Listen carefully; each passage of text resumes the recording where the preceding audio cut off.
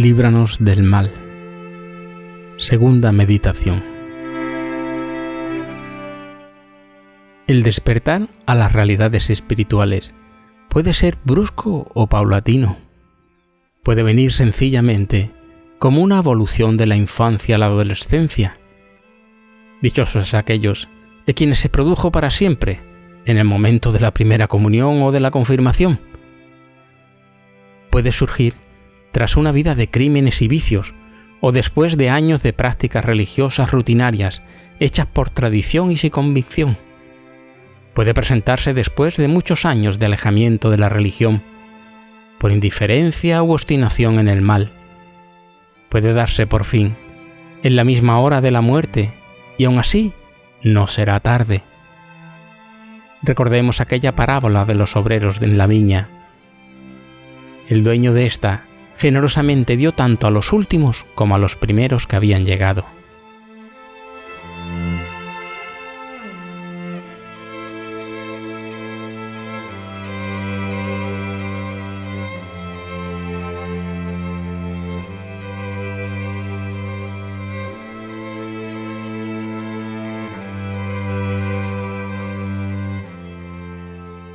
La cuestión es que ese despertar tenga un carácter bien definido. Desearíamos poder decir definitivo, pero por desgracia, hay muchos casos en que no es así. El viejo hombre, después de crucificado, no muere instantáneamente. Algunas veces en sus convulsiones se arranca de la cruz y vuelve a la vida carnal. Pero aun en este caso, si aquel despertar tuvo un carácter definido, si se fijó en su memoria como recuerdos indelebles, actuará sobre la conciencia. A la larga, si el endurecimiento en el pecado no lo ha alejado de la misericordia divina, el que una vez tuvo la visión espiritual, volverá a ella.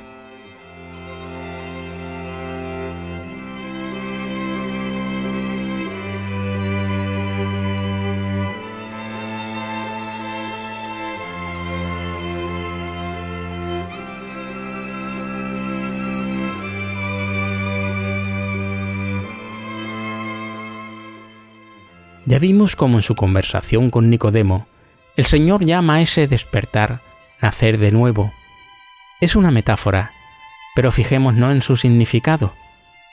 Cuando un niño nace corporalmente, no surge súbitamente a la existencia, ya existía en el seno materno. En realidad, puede decirse que ya existían sus antepasados, de los cuales ha heredado condiciones físicas, intelectuales y morales. Lo que hace el niño es cambiar de ambiente, de las entrañas maternas al mundo exterior. Esto, claro está, crea grandes problemas. En el nuevo medio, la criatura puede no sobrevivir. Para que sobreviva, necesita de cuidados, pues lo mismo ocurre con el nacimiento espiritual.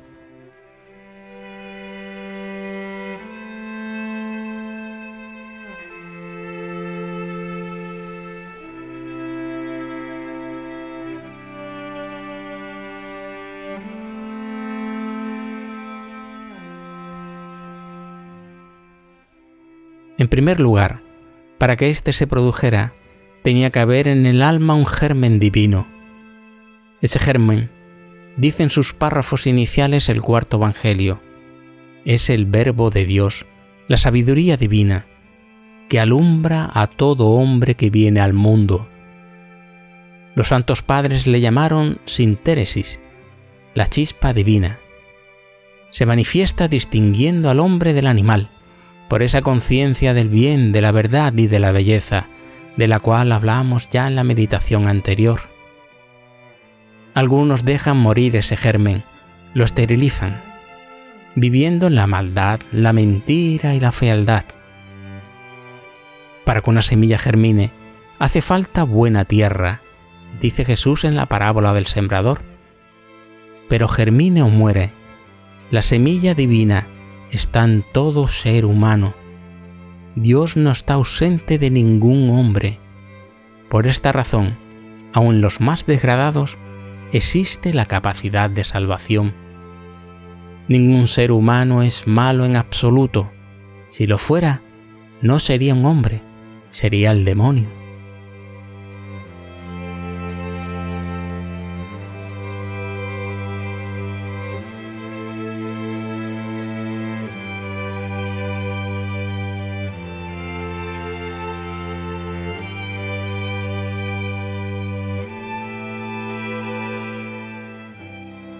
Así, cuando el nuevo nacimiento se ha producido, el alma se halla sencillamente en un ambiente distinto. Antes vivía en un mundo carnal, ahora se halla en un mundo espiritual. Ha ascendido a la comprensión de nuevas verdades. Se da cuenta de que la única realidad no es la material. Pero es como un niño, hay que nutrirlo con leche, dice San Pablo. No se le puede dar viandas demasiado fuertes. Hay que cuidarlo, y que como a todo niño, a medida que crece, hay que enseñarle a cuidarse de sí mismo.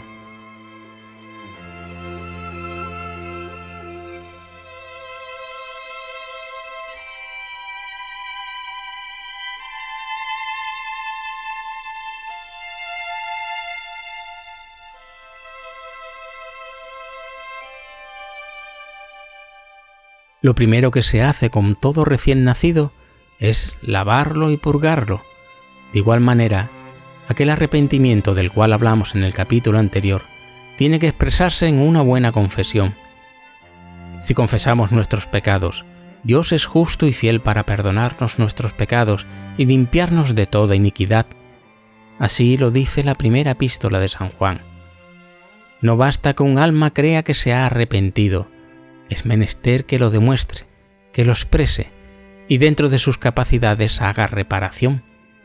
Es necesario también que la gente sepan que esa alma ha renunciado al mundo, a sus pompas y vanidades, que ha entrado por la senda estrecha y la puerta angosta, que según dice Jesús en el capítulo 7 de San Mateo, conducen a la vida eterna.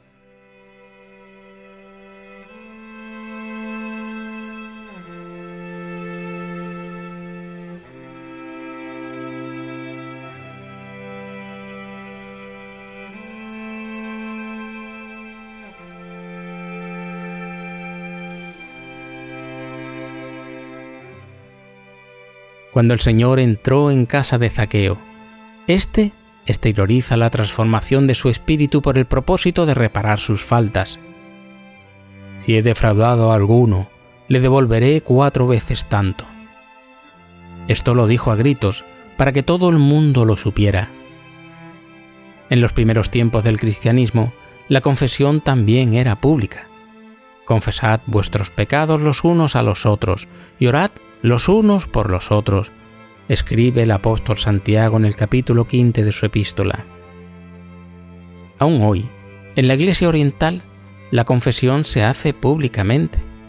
El sacerdote de pie junto al altar escucha a los penitentes delante de toda la congregación. Esta, mientras tanto, ora en voz alta para no oír lo que se dice, pero públicamente o no, es necesario que la confesión se haga. En primer término, es una necesidad psicológica. Hoy en día lo reconoce hasta el moderno psicoanálisis. Además, la Iglesia, el conjunto de los fieles, tiene derecho a saber que admite a sus sacramentos a un alma que se reconcilia con Dios. En nombre de Él y de la Iglesia, el sacerdote da la absolución. Nadie puede absolverse a sí mismo. Ya Séneca lo escribía en su tratado de la ira. El arrepentimiento en tal caso correría el riesgo de ser una ilusión subjetiva. Creyéndose regenerado, el pecador habría pasado sencillamente por un bueno pero fugaz momento. En su memoria, ese instante no quedaría fijado con rasgos bien definidos. Ojalá fueran definitivos.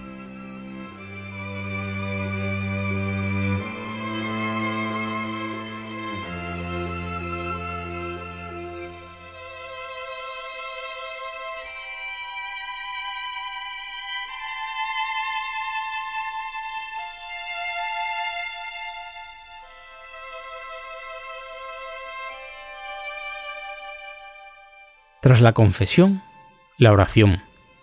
En los primeros momentos, claro está, esta no puede alcanzar las alturas de las etapas más avanzadas de la vida espiritual. Adelante hablaremos de ellas. San Pablo, en el capítulo 3 de su primera epístola a los Corintios, dice que se abstuvo de dar comidas fuertes a los infantes espirituales. Así, cuando el ermitaño San Pafnucio convirtió a Thais, famosa pecadora de Alejandría, solo le dio una instrucción. Durante mucho tiempo, su oración debía consistir en una sola frase: «Tú que me creaste, ten misericordia de mí». Las oraciones más cortas, aquellas en las cuales sin distraerse se concentra toda la atención, son siempre las más eficaces. Por eso, en todo el curso de la vida espiritual, y todavía más al principio, una jaculatoria debe brotar del corazón: «Líbranos del mal».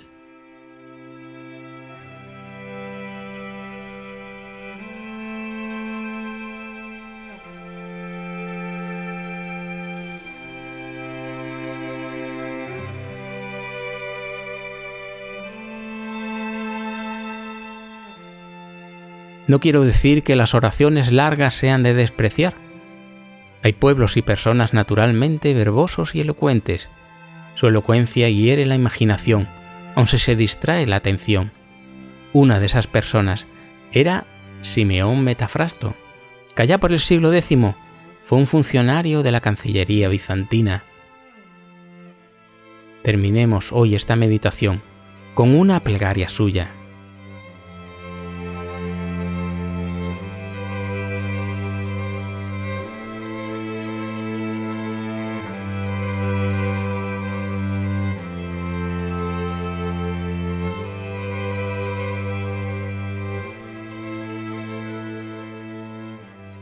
Señor Dios, de la misma manera que compareceré delante de tu tribunal temible e imparcial, para dar cuenta rigurosa de todo el mal que he cometido, así, previniendo la hora de mi condenación, me presento a los pies de tu altar, curvado bajo el peso de mi conciencia.